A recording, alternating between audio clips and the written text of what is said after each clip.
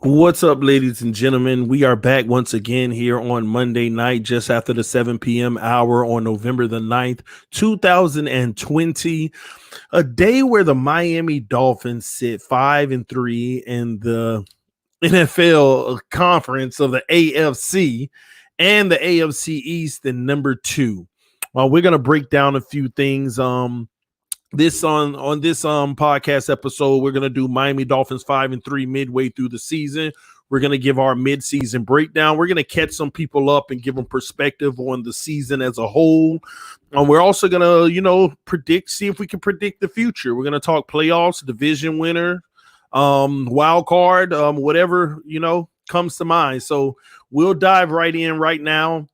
On that note, but outside of that, man, I'm stoked, y'all. I still haven't processed the success yet. I still haven't processed the success that this team has. Like, I really haven't cheered yet. I cheered for the game yesterday, but I haven't soaked in the success yet. And I'm starting to realize I'm not going to soak it in yet. I can't soak it in yet because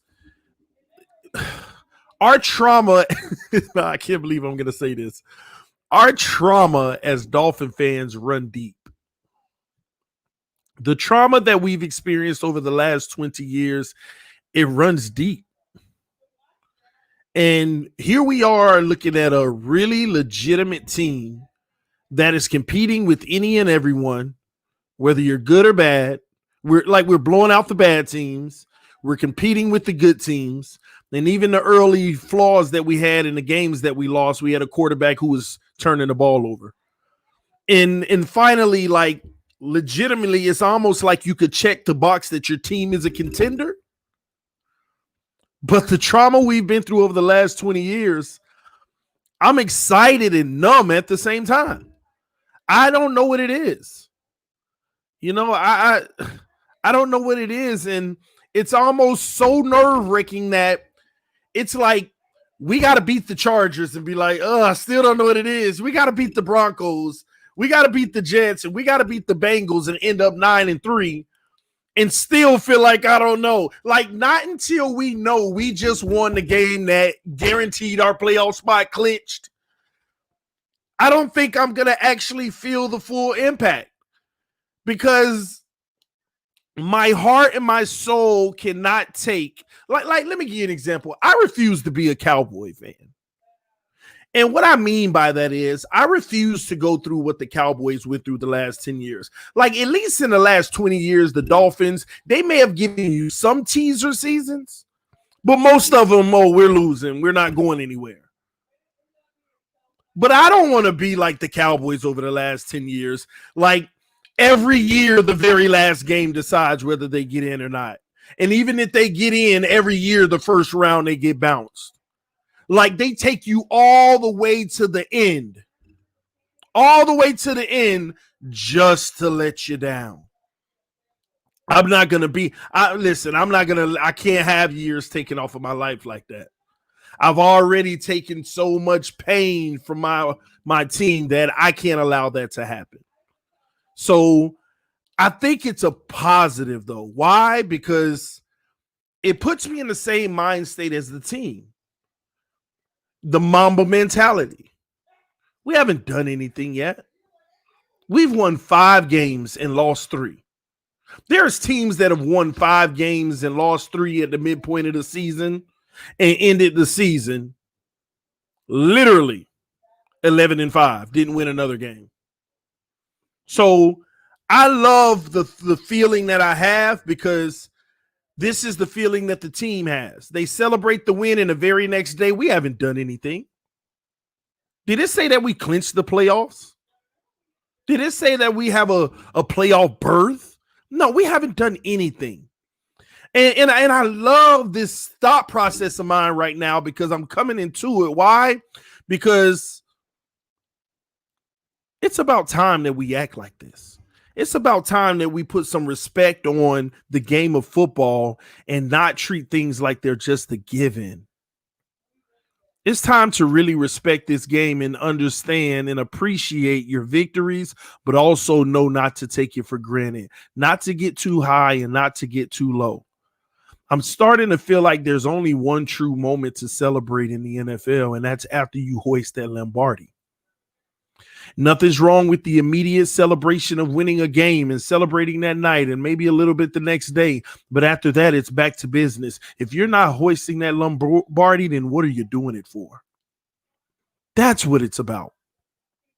So with that in mind, I just want to lay that out because going forward, I'm trying to stay serious as we want this team to be.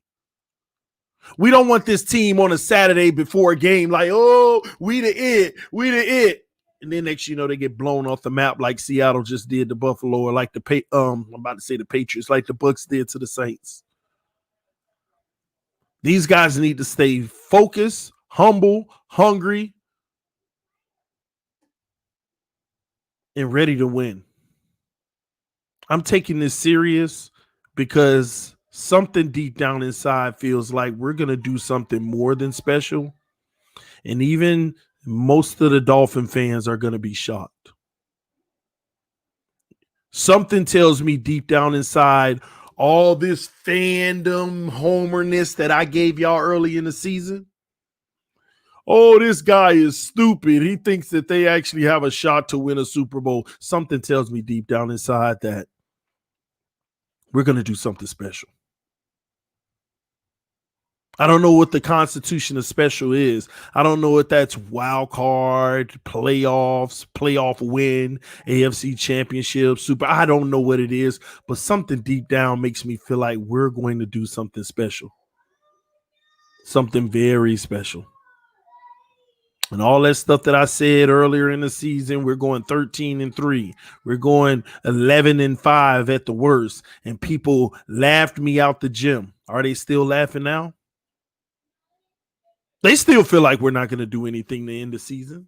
Yeah, we'll get a few more wins, but remember, first of all, last year they say we would win one game. Then they changed it. Nah, we really had you at 3, and we pulled out 5. This year they even doubled back and said we'd win one game. 3 games. Even all those tough Dolphin fans that was like, no, we ain't going to lose that little. But, bro, you crazy if you think we winning more than 5. 7 at best, if we're lucky. Well, I got news for you. We're already at 5, and we just hit the halfway mark of this season. Bruce Key just made a great point. He said, at TDPHINSTALK, you were saying playoffs before last year, too. LOL. Bruce Key, if you follow this channel well enough, you'd recognize I did say that. But that was right before we start shipping everybody off. I said playoffs before Tunsil was gone. I said playoff before Kiko was gone. I said playoffs before Kenny Stills was gone. I said playoff before many of our players were gone. And when they start getting shipped out, it told me what we were going to do. And at that point, I went into optimism mode. We still can do something special. And the truth is, we actually still did something special.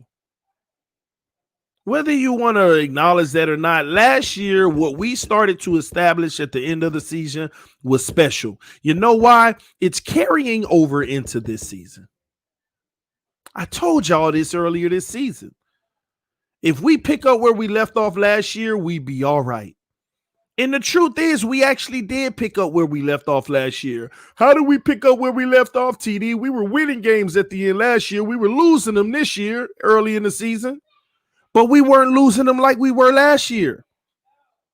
Do you remember the first 3 games last year was like a combined score of 125 to like 20?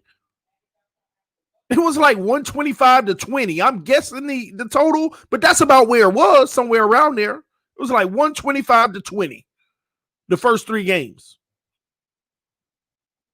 This year, first 3 games, something like, what was it, 70 to 65 or something? 70 to 60? Night and day. Night and day. And once we got over that small itty bitty hump, do y'all understand we've won 4 games straight? Do people understand that we've won 4 games straight in the NFL? And it's not like we're sitting here. It's not like we played the Jets, the Bengals, Denver, and the Chargers in a row. No, that's coming up. It's not like that's who we played.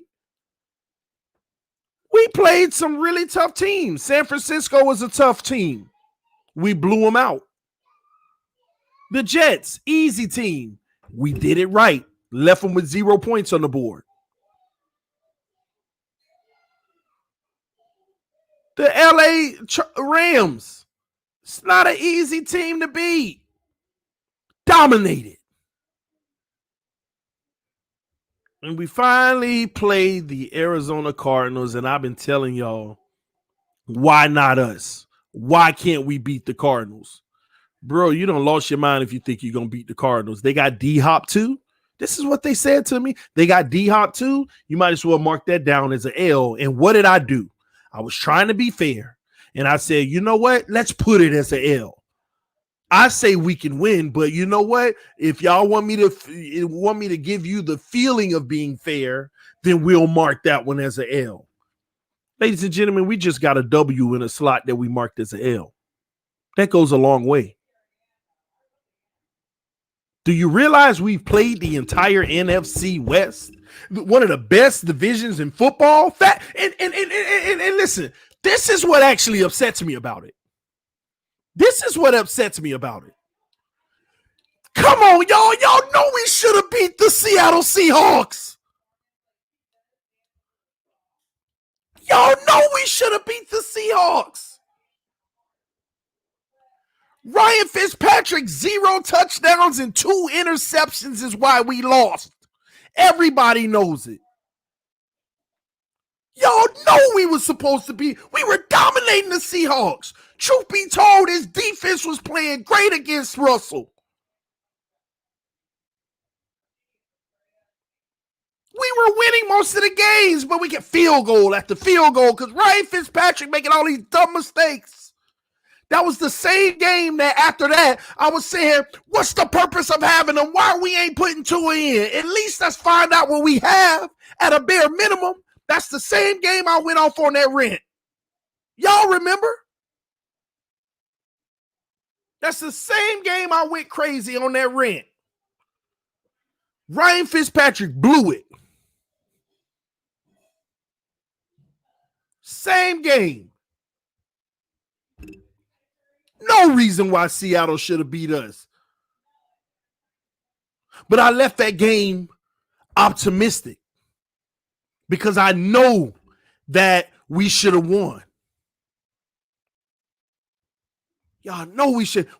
They got 31 points to our 23 because we couldn't get in the end zone. And truth be told, one of Ryan Fitzpatrick's interception was just dumb boo-boo the fool. Guy wide open in the back of the end zone. He don't teardrop it to him, an easy catch. He throws it straight ahead where the defender just comes underneath. That was 7 points. We didn't even get the 3 off of that because it was picked. Didn't even get the 3. Ryan Fitzpatrick threw the ball 45 times in that game. Completed 29 of them.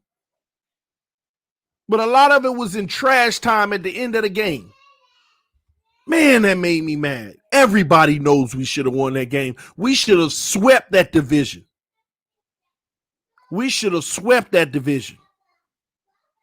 No question that at a minimum we should be 6-2 right now. No question about it. Everybody, all Dolphin fans know it. And you could go a step further on that. That Buffalo Bills game, don't forget, ladies and gentlemen, the Bills game, we lost 31-28. Another shootout. Another shootout. 31-28. Another game where we did not get the best of Ryan Fitzpatrick. He didn't kill us in the game, but he sure didn't help us. He made key mistakes as well.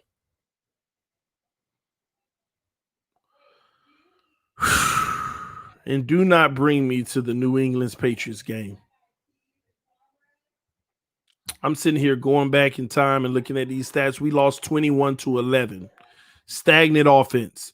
Ryan Fitzpatrick had 0 touchdowns and 3 interceptions, y'all. And we still, with 3 turnovers, 3 interceptions, we still held the Patriots to 21 points.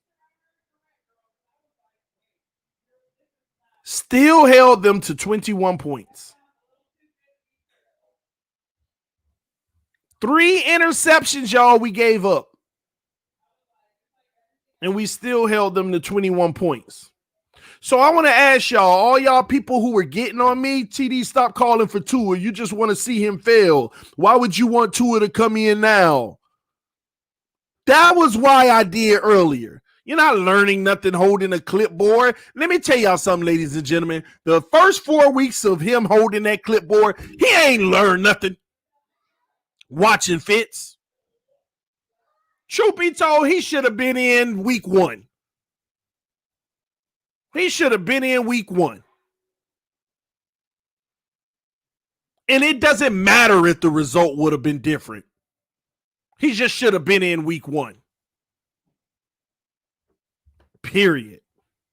All these excuses. Oh, well, they don't want to put him in the rough part of the schedule. They started him in the roughest part to me. You think New England and Buffalo and Seattle was rough? No, the Rams and the Seahawks much rougher than them.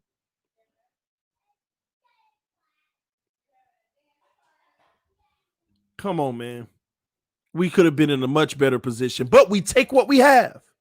We take what we have. It is what it is. We can't go change the past. But what we can do is change the future. So hit the like button. So in the future, the likes will be over 100. We got almost 300 people watching, only 97 likes. So punch that like button, guys, as we continue this night with this conversation. So since we can't keep fretting on the past, it's just very convenient to go back and point out how much better we could have been, because you got to put it into perspective, because people need to put some respect on this team. A lot of times they bottle up our season so far, even at 5-3, and they don't want to let go of where you still lost to Buffalo. You still lost to New England. Those are division opponents. You still lost to Seattle. You got to beat a team like that if you're going to be real contenders. That's how, see, they try to find every excuse possible. They try to find every excuse possible to not give us our credit, not give us our respect. But I'm here to tell y'all, every single week going since 2 weeks ago, we've been forcing them to respect us.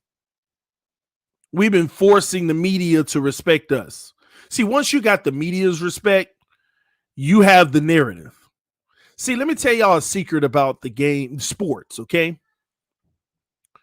You have the masses and the advantage when you have the pulse of the media. Now, I know the media shouldn't be involved in the games themselves, but there's a difference, y'all. Like, people won't believe me when I say this. You think that a part of New England's advantage for so long, outside of them going out and executing and playing, a huge part of that is their relevance. Their relevance. I'm not one to really tell you that the NFL is rigged or any sports are rigged. But I'm sorry, ladies and gentlemen, there is a level of discretion that is used at times. And what Tua brings to us is favorability in some of that discretion. I'm just saying, that's how I believe it. It don't make it true, but that's what I believe. And we might have arriven. Let me tell you what tells me that we probably we just arrived on the scene, and it's going to be a favorable conversation. Tua, number one, he's the glaring thing right in the center of it. Okay, plus the defense to well-rounded. People love that. But let me give you. Somebody said, "LOL," like LeBron. Thank you for bringing that up. You're making my point with the LeBron thing. When you turn on sports media, ESPN, FS1, whatever it is, what are the 2 top subjects? Put it in the comment section. What are the 2 top topics on all sports platforms? The 2 top topics for the last several years. It's always 2. But I am here to tell y'all, we're about to enter into that and become the 3rd. Thank you. Y'all hit it right on the head. Cowboys, and not Lakers, but LeBron. Lakers now because LeBron is with the Lakers. Let's get that straight. So it's LeBron and the Cowboys. And it was Brady. Yes, I give you that. Brady, LeBron, Cowboys. Period. No. Don't put no Patrick Mahomes in there. Stop it. He's that flashy step in there here and there. But he ain't got that national media like that. They just, when it's relevant in the playoffs, that boy Mahomes. It's just like that boy Rodgers, just like that boy Wilson's. They come in spurts.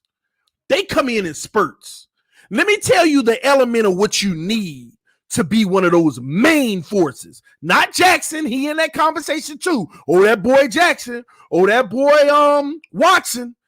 They haven't arrived yet. I ain't talking about their skill level. I'm talking about owning media.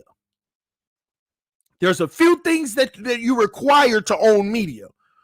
Now let me tell you what Brady, Cowboys, and LeBron all have in common and why they own media, because they'll get everybody to watch it. Let me put y'all on some game here. Here's what you got to have. You have to have more than 50% of all fan bases hate you. Let me say that again. You have to have a large amount of haters. If you have a large amount of haters, you will dominate the media. Why? Because more people want to see you fail than those that want to see you succeed. So those who want to see you succeed will always be there viewing. Say it's 40% that want to see Tua succeed. We're all glued in. Yeah, say something good. I love it. And all the people that want to see him fail, they would love to hear the opposing argument of why he's trash or why it's a fluke or why it just ain't going to work. And we saw our first dose of it last week, but this week today we saw it come full circle. Let me show y'all how this works. I'm going to keep putting y'all on game here. Last week, well, I told you I ain't see much. It just seems like it might be a bust to me. That's what the whole media said. And that built the people that love Herbert, that love Burrow, that love all these young quarterbacks because Tua came in, he's going to be the greatest ever. People don't like that. If it ain't on my team, I don't like that. Y'all trying to say Tua going to come in and be the best? I'm a Mahomes fan. I don't like that. I'm a Jackson fan. I don't like that. I'm a Watson fan. I don't like that. Oh, you forget he can't be as good as Wilson. He can't blah, blah. That's how it works, y'all. This is the power of media. They're going to play everybody. So since there's enough haters that want to see him, just like Tua, he was a bust. Thought he was going to be like this person. Thought he was going to be like that person. There are way more people that want to see him fail than those who want to see him succeed. And that generates ratings. Last week, they bummed him. This week, he won. And guess what? Today was the first time we saw it full circle. ESPN ain't did it yet. They're going to do it because he's going to have a few bad games or rough games, and the NFL might make it rough on him with penalties and making them lose and say, well, Tua ain't looking this and that. It always happens. But FS1, Skip and Shannon today, they started it. And listen, don't get mad at it, y'all. Appreciate it, because the more they talk about us, the more we're relevant and the more success the league is going to want us to have for sure. Why? Because they got to make money. Skip and Shannon today. Shannon has already put himself in line as the Tua guy, and Skip has already put himself in line as the non-Tua guy. It was a Kyler Murray versus Tua today on FS1. Well, my guy, see, they started it already with the my guy and your guy. My guy, Kyler, had a better game. Well, my guy, Tua, got the W, serving up L's to Kyler Murray. You see? Same thing about to happen this week with Justin Herbert. Watch. I'll give it Thursday. Skip on there when they start doing their predictions. I think Herbert's going to give it to him. Herbert started longer. He's been an accurate quarterback. They're going to get this W, and Shannon's going to, no, my guy Tua is going to come in. It's just going to give him another narrative to talk about on Monday. And then it's going to be so forth and so on. And listen, ladies and gentlemen, don't get mad at Skip for not being a Tua guy. And don't overly get happy for Shannon being a Tua guy. This is what the media does, and they're already setting up a new narrative. And why do they need a new narrative, ladies and gentlemen? Why do they need a new narrative? Because LeBron's still there finna try to defend his title. Brady down there still winning games, even though he sucked last night, which helps that narrative. Why do you think they need a new narrative? Guess who's about to fall off of the map of football for a while? Because the Cowboys are trash right now. It's that simple. And they looked around the league and said, what will be the best narrative? It has to be Tua. You know why? Because Tua is going to be relevant. They see Tua going to the playoffs this year. They see Tua with the potential to actually win a playoff game or do something crazy special. You know why they can get behind Tua and not Herbert and Burrow? Which they're still behind them, but you know why they can get behind Tua quicker? Because Tua got a defense. Tua got a young, energetic, winning coach. It ain't just the quarterback. They got to look at the situation they're in. And that's why I'm happy. They're going to give us our respect. Tua's going to get better and better and better. Imagine when those deep balls start connecting.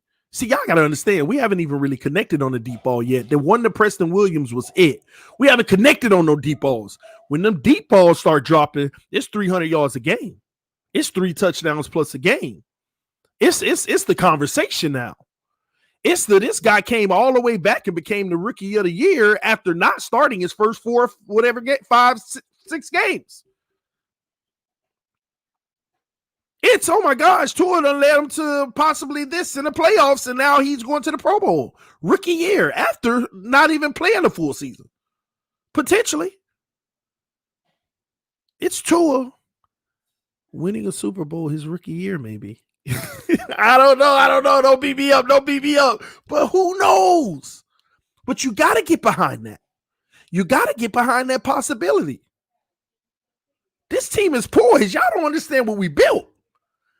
We have depth at the wide receiver position. Every time somebody go out, we got just enough to still get it done. Even if we shorthanded on wide receivers, we just flex Gesicki out, take Grant away from the kicking duties, and put him on the offense and let Noah return kicks. You see how we got so many guys who can play multiple positions? Linebackers, we got like 9 of them, it feel like. Every week, 1 or 2 of them down, but you don't even notice it. Because all of them are 6s, 7s, and 8s. This team is built. Do y'all not understand that this team is already built and it could get better? I'm not saying that this is the final product of what they wanted to win a Super Bowl, but this is the final product of what could possibly win something big. Any given Sunday, y'all. Any given Sunday. Well, don't make it seem that much. I mean, we can't compete with the Chiefs yet. Why not? Do they got a 0 next to their win total? Are they undefeated? Any given freaking Sunday. Any Sunday, man. People would say that, oh, well, y'all can't compete with teams like the Seahawks. We should have beat them. Any given Sunday, you can't not discount any team in this league. Great coaching with the right scheme and game plan, and you execute it, you got a W. You got a W. You know how to make in-game adjustments, you got a W. Now, I know I'm getting ahead of myself. I'm not saying we're going to win the Super Bowl this year, but at the same token, don't come at me heavy about why we not. Don't do that. Any given Sunday, we get in the playoffs, it's a whole new season. We get in the playoffs, anything can happen. Exactly, Chris. Look at the Bengals beating up on the Titans. Then the Titans come back and beat up on the Bears. Buffalo beating up on Seattle. Any given Sunday. Just look at the roster that we have. People have to understand, well, we could be better at this position. Show me a team in the NFL that can say that they don't need to be better at any position. Show me a team in the NFL that could say, oh, we ain't got no gaps on our roster. No, every team. It's just you got to know where to find it. Well, they got a great secondary, but they linebackers suck. Well, they got good defensive ends, but they got the worst nose tackles in the league. They got one of the best offensive lines. They ain't got a target to throw to. Because they don't consider the money aspect of it as well, of building the team and being able to afford all the greatness. Seattle every single freaking week.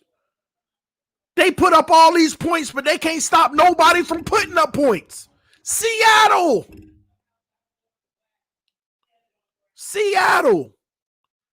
Every team got a hole. Let me tell y'all something, Dolphin fans. You will never have a season where you don't feel like we can get better at this position, or we can get better at that. We need better run blockers. It's any time, y'all. One moment, y'all. Give me a second.